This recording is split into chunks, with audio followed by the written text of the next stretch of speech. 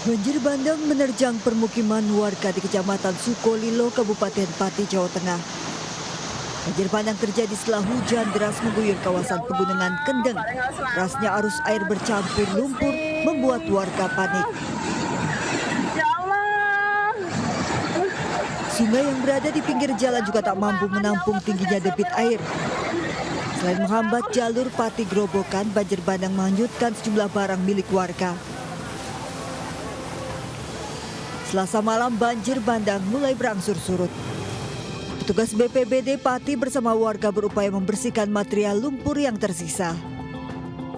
Ini diakibatkan karena dari hulu itu air meluap dan sehingga di hilir mengakibatkan banyak sekali lumpur yang berserakan di daerah Desa Sukolilo dan mengakibatkan beberapa desa terendam banjir, ada di Bobong, Baturejo dan juga ada di beberapa desa sebelah yaitu di desa.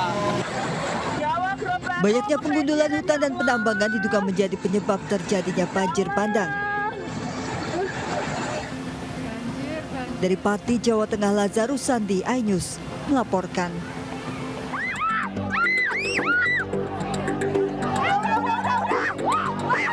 Video amatir aksi warga menghakimi seorang pengemudi mobil pickup terjadi di Jalan STM Walang Jaya, Koja, Jakarta Utara, Selasa siang viral di media sosial. Korban dituduh sebagai pelaku pencurian dan tabrak lari. Korban yang membantah jadi bulan-bulanan warga. Hasil pemeriksaan di lokasi, polisi memastikan pengemudi mobil pickup bukanlah pencuri dan pelaku tabrak lari. Korban mengaku diteriaki maling saat kabur dari petugas Dinas Perhubungan Jakarta Utara yang akan menderek kendaraannya. Kejadian berawal saat pengendara motor menyerempet mobil pickup korban yang terparkir di pinggir jalan. Di saat bersamaan datang petugas Dinas Perhubungan yang akan menderek kendaraannya karena parkir sembarangan di pinggir jalan. Lantaran takut diderek, korban kabur justru diteriaki maling dan dikejar massa. Dari arah sana mungkin dicuk ngomong kalau itu maling, jadi warga dikirain itu maling makanya digebukin. Oh, mobilnya itu pengen diderek maksudnya sama dicuk? Apa gimana, katanya Bu? mau diderek. Dia trauma waktu dulu pernah diderek mobilnya kena 2,5 juta.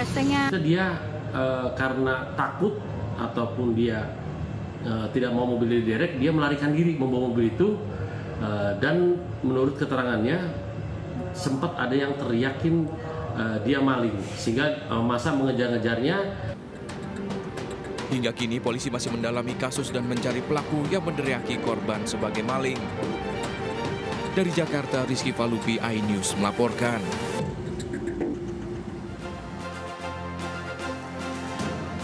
Korban tewas akibat erupsi Gunung Merapi bertambah menjadi 23 orang. Evakuasi jenazah terkendala hujan abu erupsi.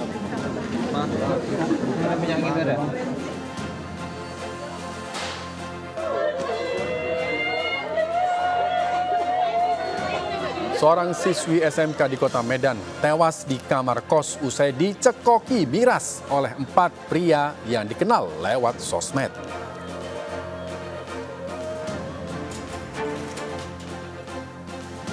Banjir merendam kota Cimahi, Jawa Barat. Sejumlah kendaraan terjebak. Angkot terseret derasnya arus banjir.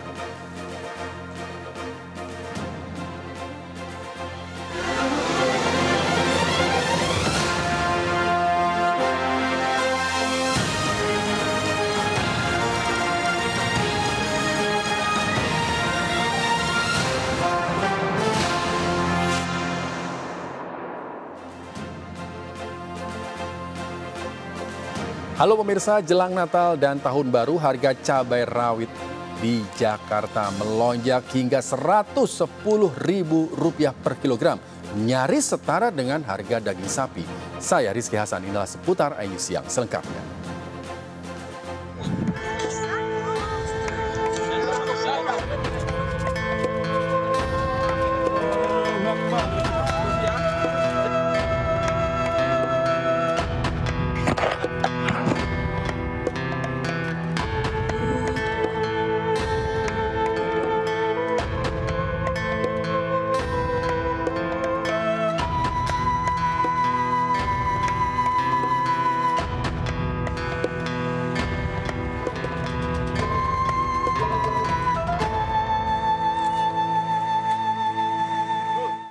Pemirsa, korban tewas akibat erupsi Gunung Marapi di Sumatera Barat menjadi 23 orang. 18 korban tewas ditemukan tim SAR di 2 lokasi di sekitar cadas puncak Gunung Marapi. Proses evakuasi jenazah terkendala hujan abu erupsi.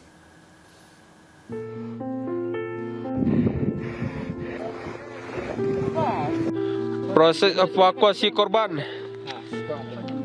atas nama Ilham asal dari Pekanbaru. Ini lagi proses evakuasi. Tim SAR gabungan Selasa sore kembali menemukan 18 korban tewas akibat erupsi Gunung Marapi di Sumatera Barat. Seluruh korban ditemukan di 2 lokasi di sekitar cadas puncak Gunung Marapi. Telah ditemukan 2 korban tiga di cadas, satu lagi di atas seperti 3. Di lokasi pertama didapati 10 korban dan lokasi kedua didapati 8 korban tewas.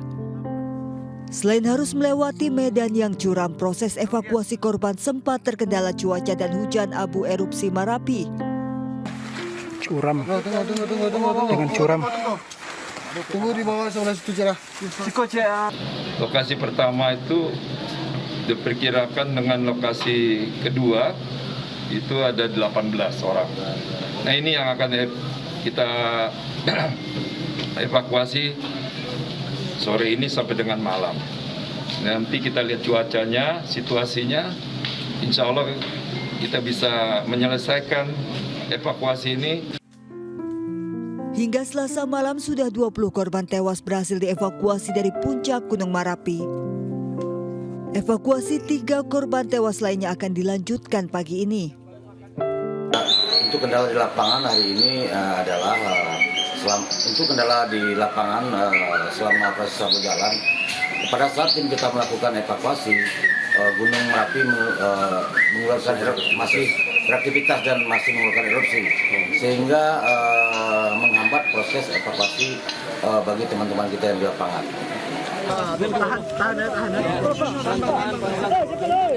Isak tangis keluarga menyambut kedatangan jenazah yang berhasil dievakuasi di Pos Batu Palano. Seluruh jenazah korban yang berhasil dievakuasi dibawa ke rumah sakit untuk proses identifikasi. Erupsi Marapi terjadi Minggu siang. Dari total 75 pendaki yang tercatat di posko pendakian Gunung Marapi, 52 diantaranya ditemukan selamat, 23 pendaki tewas. Pasca kejadian ini, jalur pendakian Gunung Marapi ditutup. Dari Agam dan Bukit Tinggi Sumatera Barat, tim kontributor iNews melaporkan. Usai berhasil dievakuasi, jenazah pendaki korban erupsi Marapi dievakuasi ke RSUD Ahmad Mokhtar Bukit Tinggi. Kedatangan jenazah disambut isak tangis keluarga.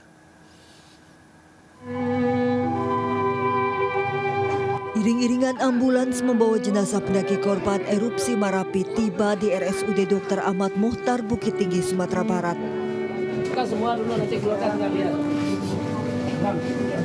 Tangis keluarga korban yang menanti sejak pagi pecah saat jenazah anggota keluarga mereka tiba. Mereka yang tak kuasa menahan duka pingsan mengetahui orang terkasih kembali tanpa nyawa. Keluarga korban berasal dari beberapa daerah berbeda, di antaranya Padang, Pariaman, Solok, Tanah Datar, hingga Pekanbaru Riau. Untuk memfasilitasi baik kepulangan jenazah maupun juga memastikan bahwa mereka terlayani tindakan kesehatannya yang diperlukan untuk yang dirawat. BPBD Provinsi Riau diterjunkan ke lokasi membantu keluarga korban. Sebanyak 23 warga Riau tercatat ikut dalam pendakian ke puncak Marapi minggu lalu. 3 diantaranya tewas dan 3 lainnya dirawat rumah sakit. Basarnas mencatat 75 orang mendaki Gunung Marapi saat erupsi minggu lalu. Dari Bukit Tinggi Sumatera Barat, Wahyu Sikumbang, iNews melaporkan. Pemirsa, jenazah pendaki korban erupsi Marapi yang berhasil diidentifikasi diserahkan ke keluarga. Setelah disemayamkan di rumah duka, jenazah para pendaki ini dimakamkan.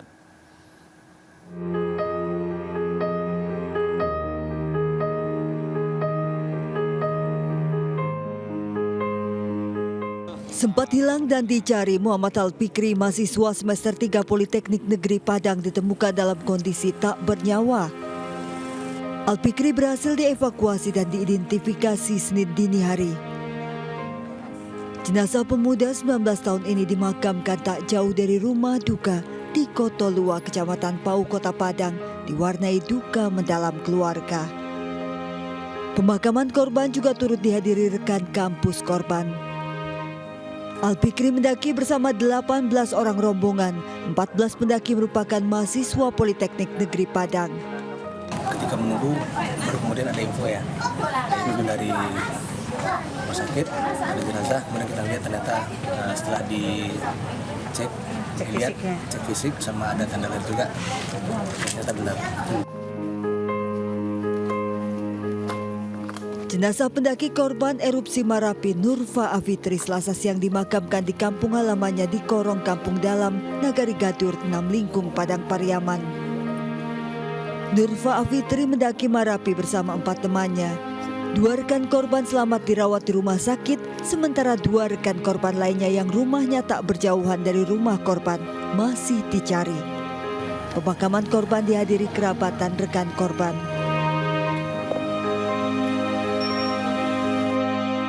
Dua jenazah mahasiswa Riau korban erupsi Marapi, Muhammad Adnan dan Nazatra Azin Mufadal, tiba di rumah duka di Pekanbaru, Riau. Keduanya mahasiswa Universitas Islam Riau. Orang tua almarhum Nazatra Azin Mufadal tak kuasa menahan tangisnya. Nazatra pamit mendaki Marapi bersama teman-temannya pada Jumat 1 Desember 2023.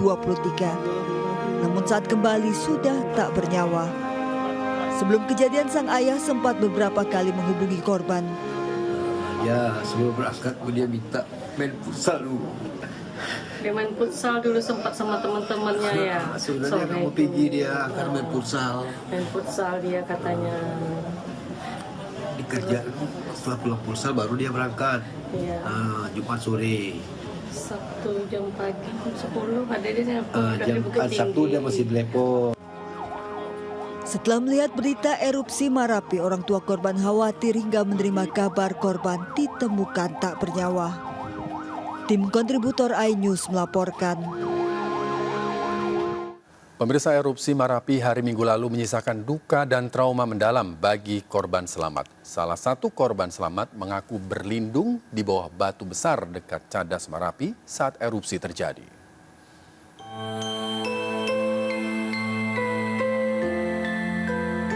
Fadli, pemuda ini bersyukur meski terluka ia selamat dari dahsyatnya erupsi Marapi. Erupsi Marapi meninggalkan trauma dan duka mendalam bagi korban. Saat kejadian, Fadli bersama 4 rekannya dalam posisi hendak turun. Namun tiba-tiba Marapi erupsi. Fadli bersama rekannya berlindung di balik batu besar dekat Cadas Marapi. Pemuda ini bersama rekannya berhasil selamat mencoba turun perlahan setelah letusan. Saat mendapatkan sinyal ponsel, korban menghubungi posko Marapi hingga akhirnya dievakuasi tim SAR. Letusannya nggak ada apa-apa, Bang. Nggak ada apa ya? Ya langsung letus saja gitu, Bang. Terus jam berapa itu, Pak? Jam 3, Bang. Ada banyak itu posisi pendaki yang di atas? Banyak, Bang. Fadli posisi di Cadas, Bang. Di bawah Tugu Abel. Di bawah Tugu Abel? Iya. Nah, pada saat letusan itu apa yang dirasakan, Fadli? Waktu terjadi letusan itu batu-batu kan turun tuh, Bang. Kayak dilempar-lempar gitu waktu, Bang, sakit, Bang. Kisah yang sama juga diceritakan Yulia Rahmah, kakak dari Rofik rekan Fadli yang juga selamat. Kondisi Rofik masih lemah, dirawat intensif.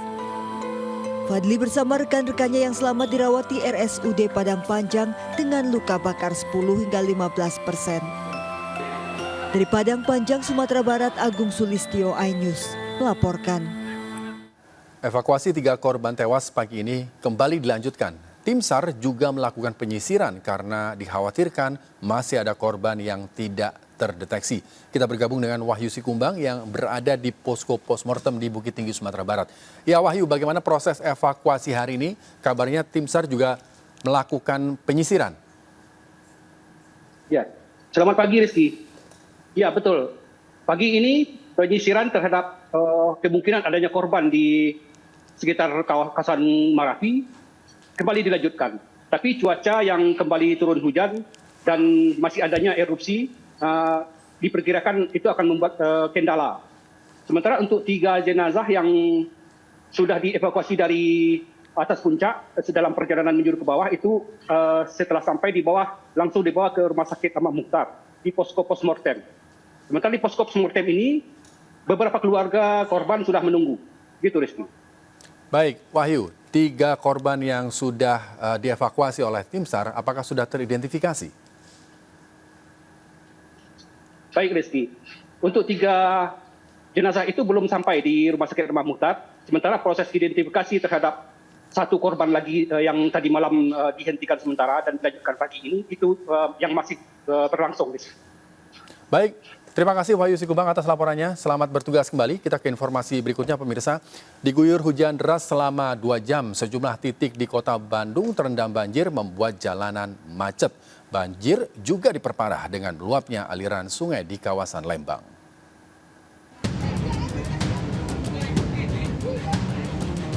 Video amatir merekam satu sepeda motor yang terseret arus saat banjir menggenangi sejumlah titik di kawasan kota Bandung.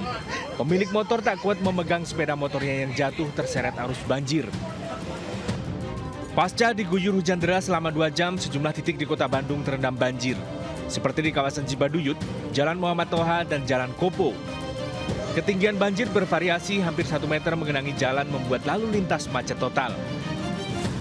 Selain merendam jalan, banjir juga mengenangi permukiman warga, diantaranya di kawasan Pagarsi, Kota Bandung, yang kerap menjadi langganan banjir saat musim hujan tiba. Meski hujan yang mengguyur kawasan perumahan ini telah reda, namun ketinggian banjir justru bertambah karena mendapat kiriman air dari luapan sungai di kawasan Lembang. Warga mengerahkan pompa air untuk menyedot genangan banjir. Banjirnya mungkin air dari kiriman dari sungai di daerah Pasteur, kalau nggak salah sama Lembang gitu. Di kiriman, jadi hujan sebenarnya udah reda tadi juga, tapi air masih gede banget. Tadi sempat ada korban yang ke bawah arus, satu motor. Ya. Warga berharap Pemkot Bandung segera memperbaiki saluran drainase agar banjir tidak kembali terjadi. Dari Bandung, Jawa Barat, Ervan David, iNews melaporkan. Diguyur hujan deras dan luapan sungai Ciputri, banjir merendam kota Cimahi, Jawa Barat Selasa malam. Derasnya arus banjir mengakibatkan sejumlah kendaraan terjebak dan sempat menyeret angkot.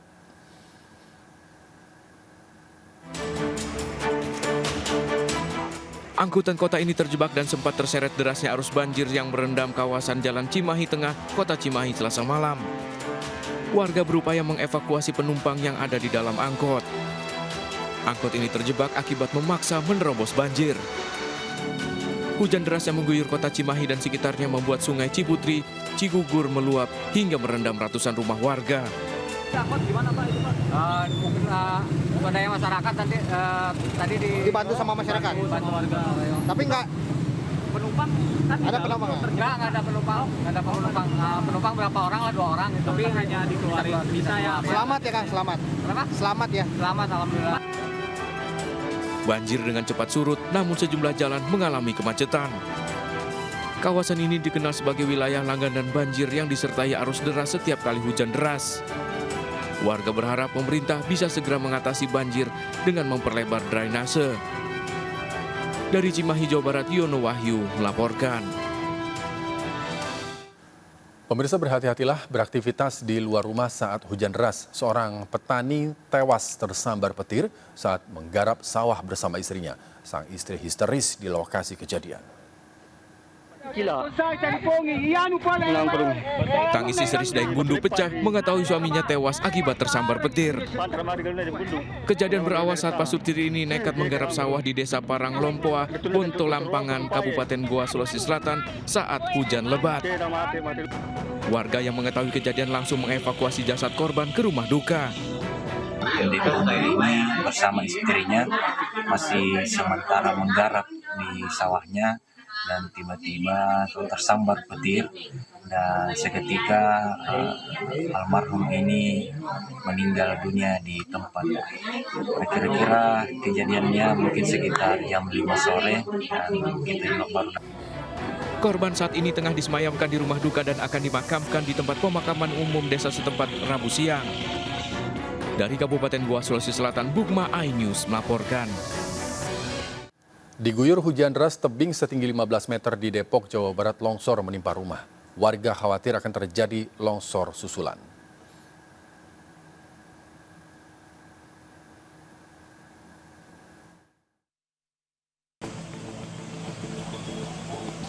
Rumah yang berada di Jalan Abdul Ghani, Cilodong, Depok, Jawa Barat ini nyaris terbawa longsor. Longsor ini juga menimpa sebuah rumah yang berada di bawahnya. Tidak ada korban dalam peristiwa ini, namun material longsor serta pohon besar masih menutupi rumah. Pemilik rumah yang berada di atas titik longsor menyatakan, longsor terjadi akibat hujan turun beberapa hari terakhir, sehingga membuat fondasi tanah melemah.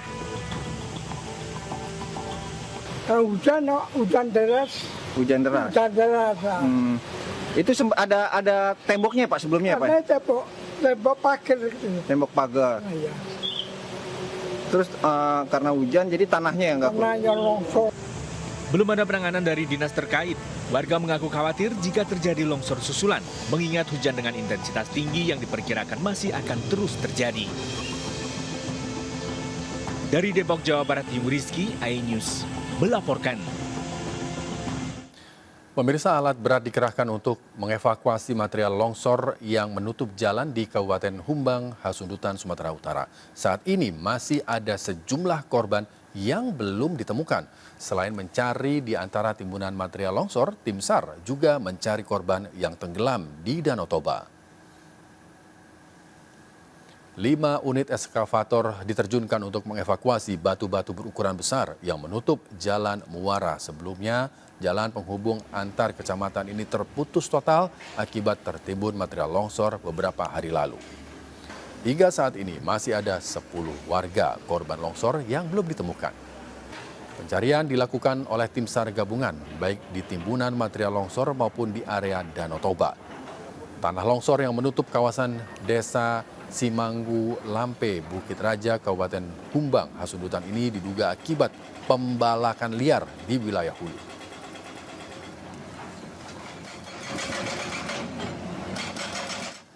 Kita ke informasi lainnya, pemirsa, seorang anak berkebutuhan khusus di Tasikmalaya, Jawa Barat tewas dianiaya kedua orang tua kandungnya. Korban sebelumnya diasuh orang tua angkat, namun 3 bulan terakhir korban dikembalikan ke orang tuanya.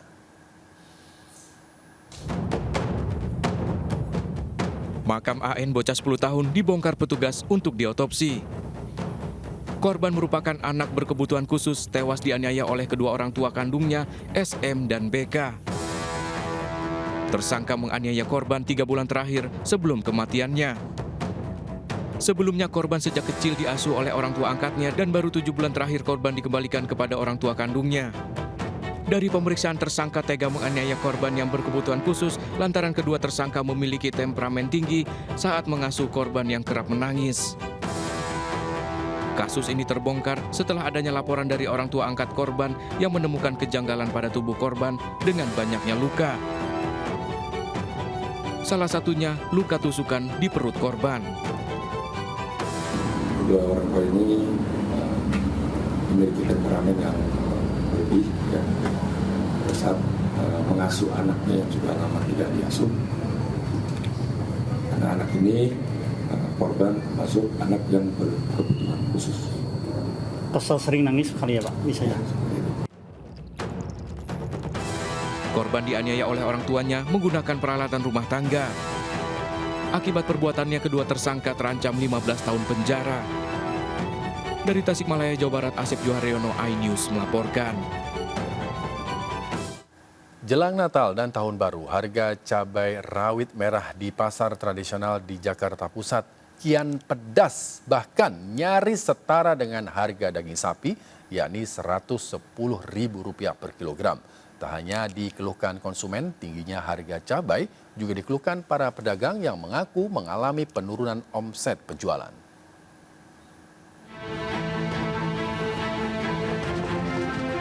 Jelang perayaan Natal dan Tahun Baru, harga sejumlah kebutuhan pokok di ibu kota terus merangkak naik. Di pasar tradisional Karanganyar, Sawah Besar, Jakarta Pusat misalnya, hampir semua komoditi mengalami kenaikan. Kenaikan yang paling terasa terjadi pada cabai rawit merah dari semula Rp70.000, kini menjadi Rp110.000 atau hampir setara dengan harga daging per kilogram. Cabai rawit hijau, cabai keriting, dan cabai hijau besar juga ikut naik sebesar Rp30 hingga Rp40.000 per kilogram. Para pedagang pun harus mengurangi persediaan dagangan lantaran sepinya pembeli yang berdampak pada menurunnya omset penjualan. Jadi menipis gitu loh, modal tetap 100 tapi dari perdagangannya sedikit gitu. Pendapatannya ya memang lagi turun jauh. Biasanya kan mestinya kudunya kalau zamannya dulu kalau cabai mahal omset naik ya, ini mah enggak. Tak hanya pedagang, kenaikan harga jelang Natal dan Tahun Baru juga dikeluhkan sejumlah konsumen yang terpaksa mengurangi porsi belanja demi menghemat pengeluaran. Beli cabai. Ya makanya ini jadinya mau beli juga jadi ngeri karena harganya udah kayak harga daging. Harga daging aja juga paling udah beda-beda tipis, mendingan beli daging gitu kan. Ini biasanya beli berapa? Kurangi ini kebetulan juga kan buat pak. Selain cabai, kenaikan harga juga terjadi pada komoditi sayur mayur seperti kentang, wortel, dan kol. Warga berharap pemerintah turun tangan menurunkan harga bahan pangan agar tidak semakin memberatkan ekonomi warga. Dari Jakarta, Rani Sanjaya, iNews melaporkan.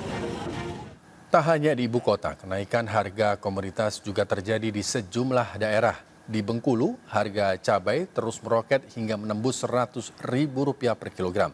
Sementara di Bandung, Jawa Barat, harga kebutuhan pokok seperti gula pasir serta telur ayam terpantau melonjak. Harga cabai di pasar tradisional Rejang Lebong Bengkulu terus meroket. Kenaikan tertinggi terjadi pada jenis cabai rawit setan dari awalnya Rp60.000 melonjak menjadi Rp100.000 per kilogram. Tak hanya cabai rawit merah, kenaikan juga terjadi pada cabai keriting dan cabai hijau. Kenaikan terjadi akibat pasokan dari petani yang berkurang, dampak dari petani gagal panen. Cabai rawit setannya Rp100.000. Dari berapa Bu awalnya? Nah, dari awalnya cuma 60. Jadi Rp100.000. Ini Rp100.000.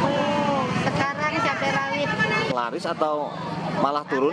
Agak merosot lah. Biasanya laku 10 kilo, ini 5 kilo.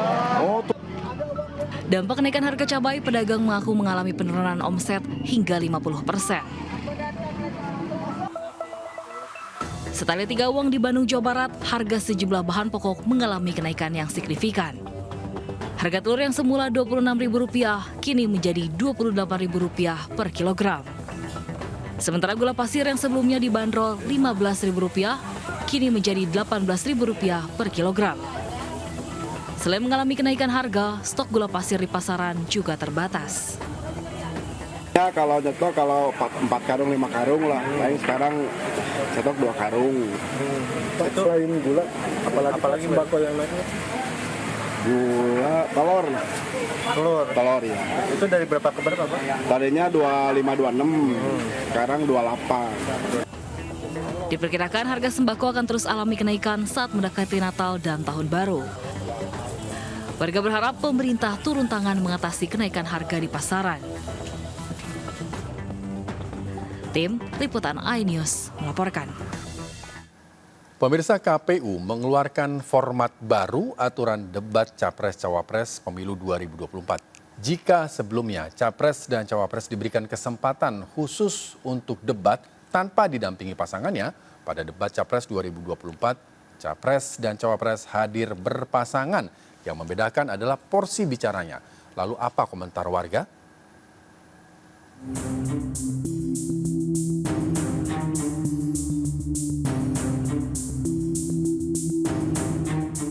Kalau terkait dengan perubahan ini, saya menghargai terkait dengan kebijakan itu. Namun ada beberapa hal yang saya sayangkan karena debat Capres-Cawapres ini akan berpengaruh terhadap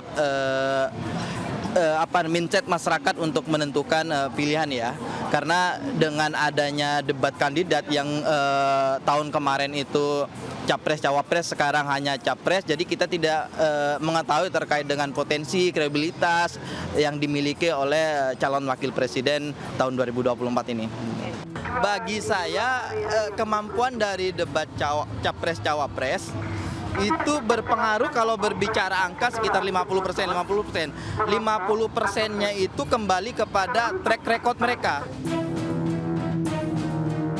Dari pribadi saya itu mending dihadirkan bareng antara Capres dan Cawapres. Jadi masyarakat itu pengen tahu seperti apa sih komunikasi yang bisa diutarakan kepada rakyat nanti. Ya mungkin kan itu pengaruh juga sih, public speaking itu kan pengaruh juga buat jadi seorang pemimpin.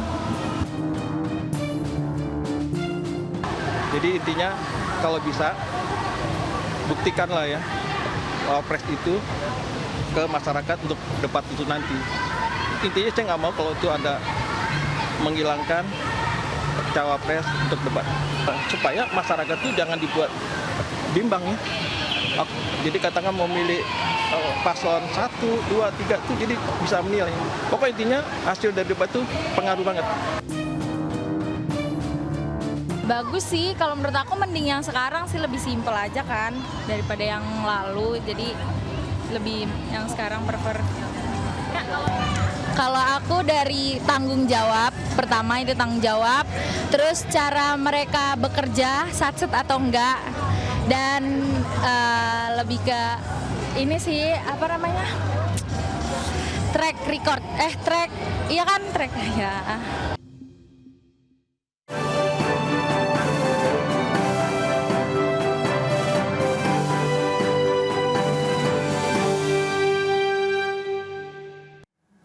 Ketua Umum DPP Partai Perindo Haritanu Sudibyo berkesempatan nongkrong bersama warga di alun-alun Kota Bekasi, Jawa Barat. Kehadiran HT beserta caleg Partai Perindo disambut antusias oleh warga Kota Bekasi.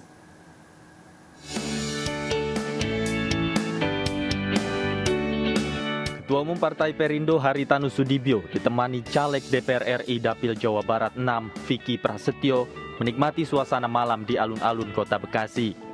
Keduanya duduk dan berbaur dengan masyarakat sambil menyantap sepiring sate padang. Dalam kesempatan ini, HT memperkenalkan dan memuji Vicky Prasetyo yang akan bertarung di pemilu 2024 untuk mewakili masyarakat Kota Bekasi. Jadi yang ngatur ini caleg unggulan kita DPR RI, Dapil Kota Bekasi dan Kota Depok. Namanya Mas Vicky Prasetyo. Amin. Kenal dong sama Mas Vicky. Tiap hari dari TV. Ya jadi saya disuruh nyoba angkringan di alun-alun Kota Bekasi. Nyaman juga, dingin, makan sate padang, ada lontongnya, enak semua.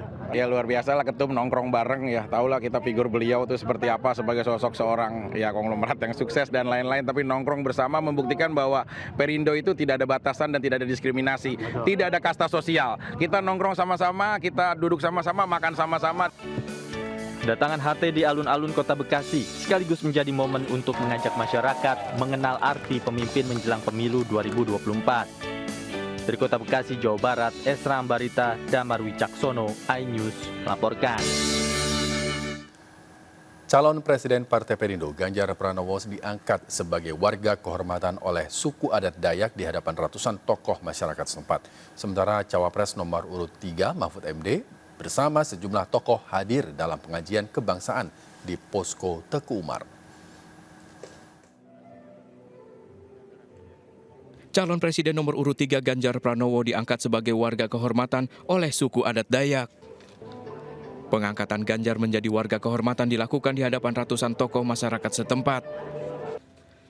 Prosesi penyematan ini dilakukan secara sakral dengan mengenakan busana adat dan narasi bahasa lokal.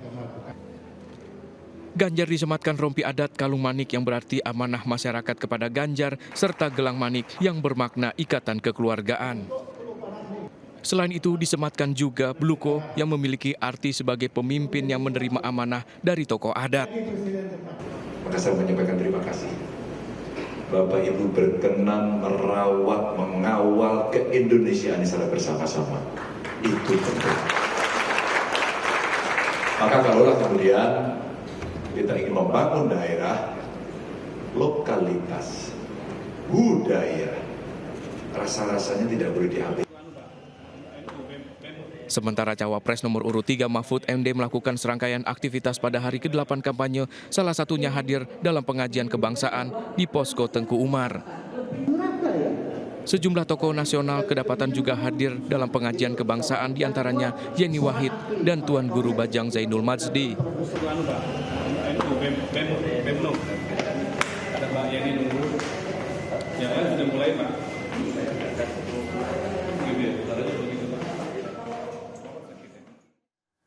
Sementara itu, calon Presiden Anies Baswedan berkampanye di Banjarmasin, Kalimantan Selatan. Selain bertemu masyarakat, relawan hingga simpatisan, Anies juga berdiskusi bersama pemilih muda dari kalangan mahasiswa. Capres nomor urut 1 Anies Baswedan bertemu dengan ribuan masyarakat, relawan, dan simpatisannya di Gedung Sultan Suryansyah, Banjarmasin. Dalam pidatonya, Anies berjanji melakukan perubahan untuk Indonesia, khususnya soal kesejahteraan masyarakat hingga masalah sosial lainnya. Sebelumnya, Anies sempat bertemu mahasiswa untuk berdiskusi. Kampanye dialogis bersama pemilih muda bentuk komitmen pasangan Anies Muhaimin memberikan ruang bagi generasi muda menyuarakan kepentingannya dalam kontestasi Pilpres 2024.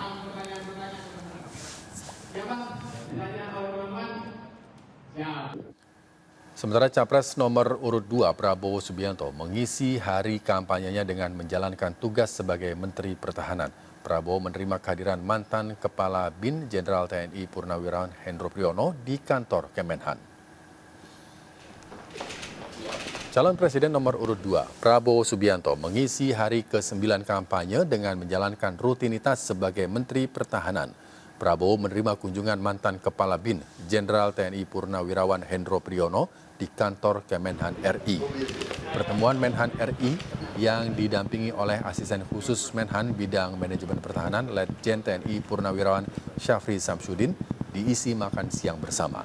Prabowo dan Hendro Priyono berdiskusi mengenai perkembangan kondisi terkini terutama bidang ketahanan Indonesia. Pemirsa, pencuri sepeda motor di Ciracas, Jakarta Timur beraksi menggunakan senjata api. Aksi pelaku berhasil digagalkan korban. Dua pelaku datang mengendarai motor di depan toko aksesoris handphone di Jalan Radar Auri, Ciracas, Jakarta Timur. Aksi pelaku diketahui korbannya. Pelaku panik dan kabur sambil menodongkan senjata api ke arah pekerja toko yang mengejarnya.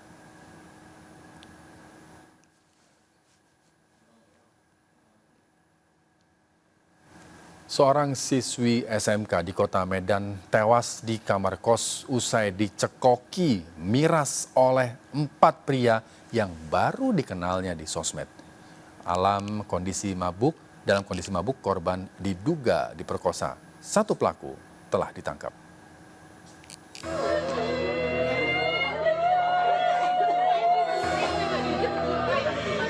Keluarga histeris mengetahui anaknya JPS, siswi kelas 1 SMK tewas dalam kondisi mengenaskan di salah satu kamar kos di Jalan Jamin Ginting, Medan Selayang, Kota Medan, Sumatera Utara.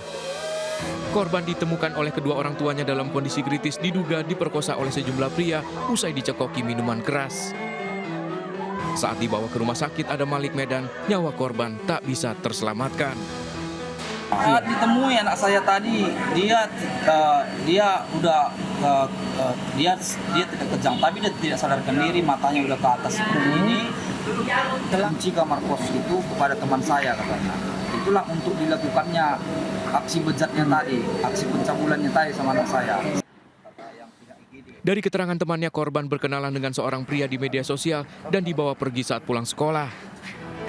Polisi menahan seorang terduga pelaku berinisial WS. Keluarga korban berharap polisi bisa mengusut tuntas kasus ini dan memberikan hukuman setimpal pada para pelaku.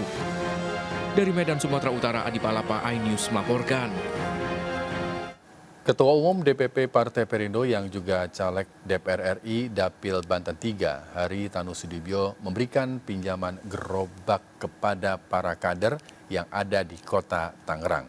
Masifnya program gerobak Partai Perindo di berbagai tempat diharapkan menjadi langkah nyata menghadapi Indonesia Emas.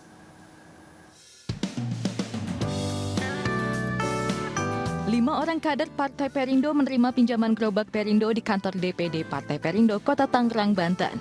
Kehadiran gerobak Partai Perindo ini sekaligus menjadi bukti kegigihan dan kepedulian dalam membangun kesejahteraan bangsa, khususnya di sektor UMKM. Haritanu Sudibyo berharap pinjaman gerobak Perindo bisa mendorong masyarakat untuk naik kelas dalam dunia usaha dan menjadi langkah nyata hadapi Indonesia Emas. Tidak ada cara lain, kita harus mempercepat pengentasan, kesejahteraan, dan peningkatan produktivitas dari UKM. Sehingga mereka bisa tumbuh, naik kelas lebih cepat, dan bersama-sama dengan yang lain bisa menciptakan lapangan kerja. Kalau tidak, Indonesia akan sulit di kemudian hari. Kalau hanya tergantung dengan dunia usaha yang ada saat ini. Itulah kenapa gerobak ini simbol perjuangan rakyat kecil. Jelang pemilu 2024, Partai Perindo terus menjalankan program unggulannya untuk masyarakat. Partai yang mengusung pasangan Ganjar Mahfud ini akan terus menjaga keberlanjutan dari komitmen untuk mengentaskan kemiskinan. Dari Tangerang, Banten, Esra Ambarita, Fakih Satrio, iNews melaporkan. Kami akhiri jumpa kita siang hari ini. Saya Rizky Hasan bersama tim yang bertugas mengucapkan terima kasih, tetap semangat, dan sampai jumpa.